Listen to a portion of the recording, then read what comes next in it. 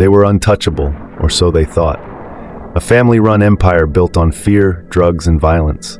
The police feared them, criminals respected them, and rivals ended up dead. This is the story of the Addams family, London's most dangerous crime syndicate. But even the most powerful gangs have their downfall. And for the Addams family, it was only a matter of time before the walls started closing in. To understand the Addams family, you have to go back to where it all began. Clerkenwell, London. The late 1960s and early 70s were a time of economic struggle, but while some turned to hard work, others turned to crime. The three Addams brothers, Terry, Patrick, and Tommy, grew up in a world where crime wasn't just an option, it was the way of life. Their early years were spent in petty theft, street brawls, and small-time frauds. But they weren't just ordinary street thugs. They had a vision, and that vision was to control London's underworld. By the 1980s, the Addams brothers weren't just small-time crooks anymore. They had expanded. Protection rackets, fraud, and illegal gambling brought in cash. But they had their eyes set on something bigger, the UK's multi-million-pound drug trade. Connections with the Italian mafia and Colombian cartels, they began smuggling cocaine and heroin into London.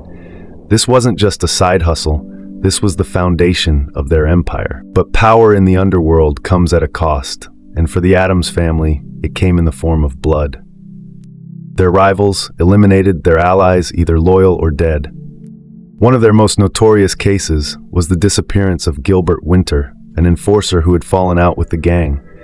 In 1998, he vanished without a trace. Some say he was buried in concrete. Others whisper that his body was fed to pigs. To this day, his body has never been found. For years, the Addams family operated in the shadows, but every crime leaves a trail, and the police were watching.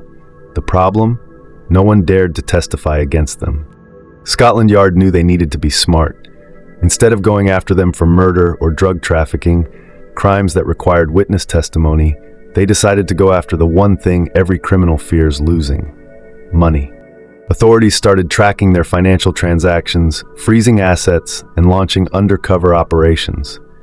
And in 1998, they made their first big move. Patrick Addams was arrested on firearms charges, but this was just the beginning. The real turning point came in the early 2000s. The police had built a rock-solid case against Terry Addams, the head of the family. Using financial records, they charged him with money laundering. In 2007, Terry Addams was sentenced to 7 years in prison. But even behind bars, his influence remained. But without their leader, the empire started to crumble. More arrests followed.